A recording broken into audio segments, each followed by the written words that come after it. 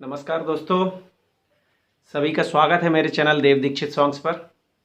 मैं आपके लिए एक नया सब्जेक्ट पढ़ाना चालू कर रहा हूं जिसका नाम है बायोलॉजी। मैं आपको उतना ही पढ़ाऊंगा जितना कि पेपर में आता है और आपके सभी प्रश्न उसमें कवर हो जाएंगे। बस पहला वीडियो डाल रहा हूं तो आपके इस वीडियो को लाइक करने या शेयर करने या देखने के परसेंटेज से मुझे पता लगेगा कि और वीडियो मुझे बायोलॉजी की बनाने हैं अथवा नहीं, या केवल मैं इकोनॉमिक्स पढ़ा के खत्म कर दूं।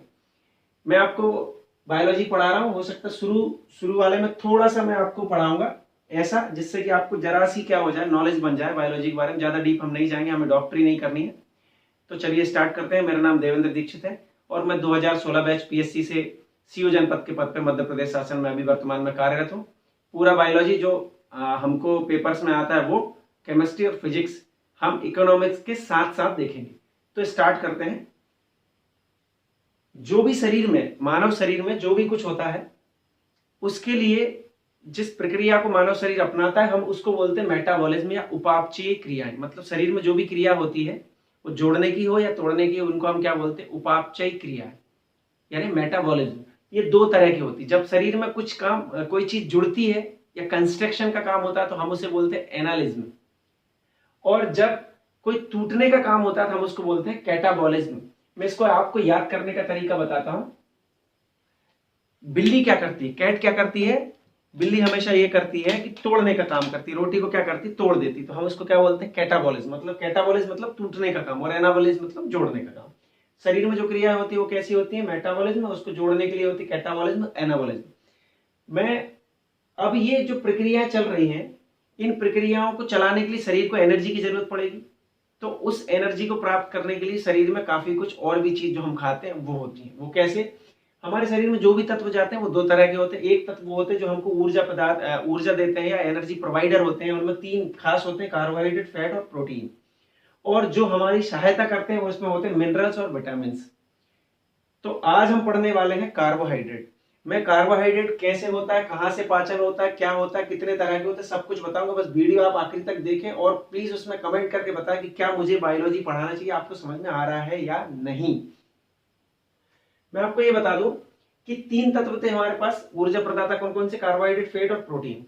इनमें से अगर 1 ग्राम को हमारा शरीर इनका उपयोग करता है तो कितनी कितनी एनर्जी हमको मिलती है? 1 ग्राम अगर फैट शरीर यूज करता है तो 9.3 किलो कैलोरी हमको क्या मिलती है? इसकी एनर्जी मिलती है। दूसरा, प्रोटीन क्या करता है?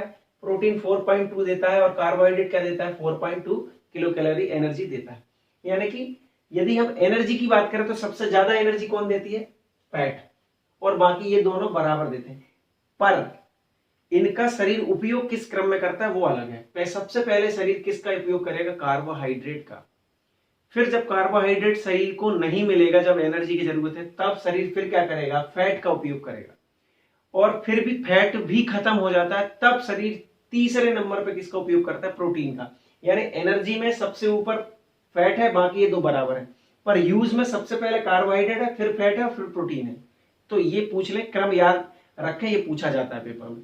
इसके आगे हम चलते हैं। कार्बोहाइड्रेट मतलब क्या?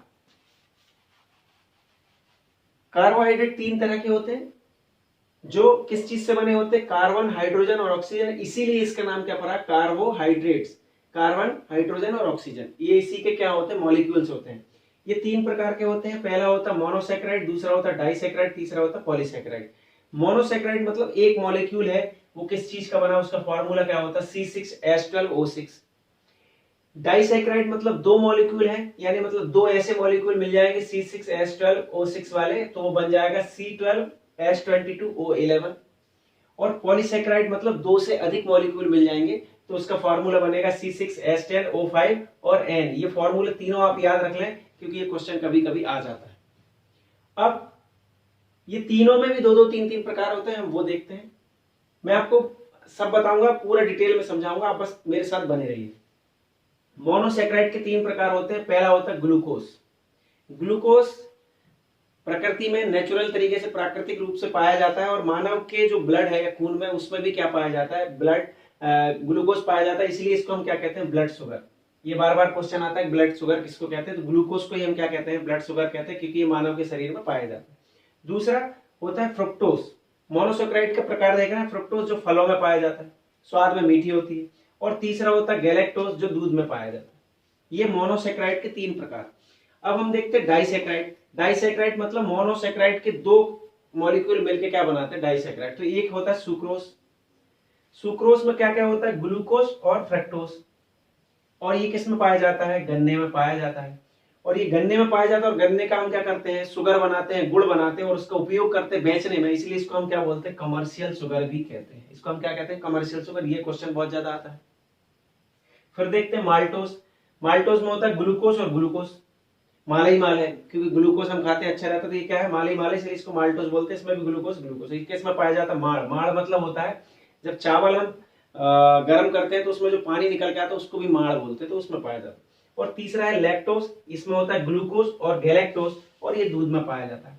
आपने एक बात गौर की होगी कि जो भी डाइसेक्राइड है उसमें तीनों में एक चीज कॉमन है, उसका नाम है ग्लूकोज।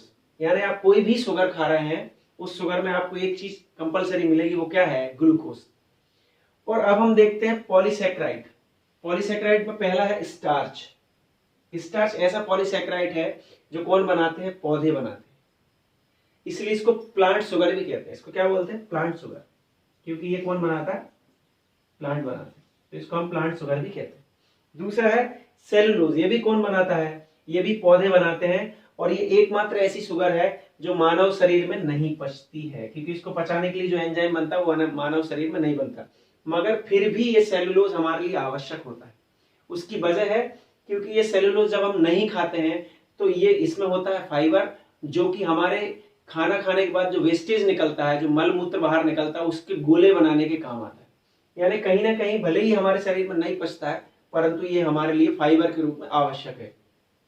और तीसरा होता है ग्लाइकोजन। ग्लाइकोजन जंतु बनाते हैं, प्लांट नहीं बनाते। कौन बनाता है, जंतु, या इसको इसलिए हम एनिमल स्टार्च भी कहते हैं। और ये संचित खाद्य पदार्थ है। ये क्वेश्चन बहुत ज्यादा आता है, कौन सा संचित खाद्य पदार्थ है। इसका मतलब ये हुआ कि जब भी मानव या कोई भी जंतु ग्लूकोज या कोई शुगर खाता है और एक्सेस अमाउंट ऑफ शुगर उसके शरीर में हो जाती है, वो उसको क्या कर लेता है, अपने शरीर में आवश्यकता पड़ने के लिए स्टोर कर लेता है, उसी को हम क्या बोलते हैं, ग्लाइकोजन। इसलिए इसको स्टोर क्या बोलते हैं, फूड मटेरियल भी कहते हैं। तो ये तो इसके हो गए प्रकार। अब हम ये देखते हैं कि कार्बोहाइड्रेट मानव शरीर में पचता कैसे है। तो उसके लिए हम चालू करते हैं कि क्या मानव शरीर में कार्बोहाइड्रेट मुंह से ही पचना चालू हो जाता है। तो इसका उत्तर क्या होगा, इसका उत्तर होगा हाँ, क्योंकि हमारी जो लार है या सलाइवा है, उस लार में एक एंजाइम पाया जाता है जिसको बोलते हैं एमाइलेज। उसको क्या बोलते हैं, एमाइलेज। ये जो एमाइलेज एंजाइम है ये किस में पाया जाता है, लार में। और ये पॉलीसेक्राइड को क्या करता है, पॉलीसेक्राइड मतलब हमने क्या देखा, पॉलीसेक्राइड मतलब होता है कार्बोहाइड्रेट। ये लार क्या करती है, पॉलीसेक्राइड को तोड़ देती है, ये पॉलीसेक्राइड को टुकड़े टुकड़े कर देती है। तो इसलिए कार्बोहाइड्रेट का पाचन कहां से चालू होता है, मुख से ही चालू होता है, क्योंकि लार की उपस्थिति के कारण, लार में होने वाले एमाइलेज के कारण। इतना समझ में आ गया। अब जब कार्बोहाइड्रेट टूटता है तो उसकी क्या प्रक्रिया होती है, सबसे पहले वो पॉली से काय में टूटेगा, पॉली से टूटेगा डाई में, डाइसेक्राइड, और डाई से टूटेगा काय में, मोनो में। और इस डाई में आपने देखा होगा एक कॉमन फैक्टर जिसको हम क्या बोलते हैं, ग्लूकोज। ये तीनों में था, आपने देखा था। यानी पॉलीसेक्राइड, पॉलीसेक्राइड से डाइसेक्राइड, डाइसेक्राइड से मोनोसेक्राइड, और ये मोनोसेक्राइड ही कार्बोहाइड्रेट का क्या है, अंतिम उत्पाद है। पाचन के दौरान ये क्या है, अंतिम उत्पाद। ये क्वेश्चन बहुत ज्यादा पूछा जाता है कि कार्बोहाइड्रेट का अंतिम उत्पाद क्या है पाचन के बाद, तो वो क्या है, वो है मोनोसेक्राइड। समझ में आ गया। अब थोड़ी देर के लिए आप ये मान लो कि किसी व्यक्ति को 2 रोटी की आवश्यकता थी, उसको 2 रोटी में जितना ग्लूकोज मिलना था या जितनी एनर्जी उसको मिलनी थी उसमें उसका काम चल जाता, पर 2 की जगह उसने रोटी खा ली 3। अब जब उसने 3 रोटी खा ली तो 1 रोटी का जो एक्स्ट्रा ग्लूकोज उसकी बॉडी में आया तो वो कहां जाएगा, या तो बॉडी इसको बाहर निकाल दे वेस्टेज के रूप में, या बॉडी उसको क्या कर ले, संचित कर ले या स्टोर करके रख ले कि जब जरूरत पड़ेगी तब हम उसका क्या करेंगे, इस्तेमाल करेंगे। तो अधिकतर मामलों में ये बॉडी क्या करती है, इसको स्टोर कर लेती, किसको, एक्स्ट्रा ग्लूकोज को। और इस एक्स्ट्रा ग्लूकोज को कौन बॉडी में, अपने में, मानव शरीर में कौन इसको स्टोर करता है, लीवर। इसको कौन करता है, लीवर। यानी कि लीवर एक्स्ट्रा ग्लूकोज को क्या करता है, एकत्रित करके स्टोर करने का काम करता है और इस प्रक्रिया को क्या बोलते हैं हम? ग्लाइकोजेनेसिस। इसको हम क्या बोलते हैं? ग्लाइकोजेनेसिस। इस प्रक्रिया के बारे में बार बार क्वेश्चन आ जाता है। इस प्रक्रिया को हम क्या कहते हैं? एक्स्ट्रा ग्लूकोज को लीवर जिस प्रक्रिया से क्या करता है, इसका नाम क्या? प्रक्रिया से स्टोर करता है, उसको हम प्रक्रिया बोलते हैं ग्लाइकोजेनेसिस। और जिस चीज में स्टोर करता है उसी को क्या बोलते हैं? ग्लाइकोजन। जो मैंने अभी आपको बताया, ये क्या है? जंतु फैट बोलते हैं इसको क्या कर लिया उसने? ग्लाइकोजन के रूप में स्टोर कर लिया। परंतु एक स्पेशल बात यह है कि इस ग्लाइकोजेनेसिस प्रक्रिया के लिए लीवर को एक हार्मोन की जरूरत पड़ती है। उस हार्मोन का नाम है इंसुलिन। उसको क्या बोलते हैं? Insulin hormone. इंसुलिन यानी कि मानव शरीर में एक्स्ट्रा ग्लूकोज को ग्लाइकोजेनेसिस की प्रक्रिया से ग्लाइकोजन में बदलने के लिए लीवर को एक हार्मोन की जरूरत पड़ती है जिसे हम कहते हैं इंसुलिन।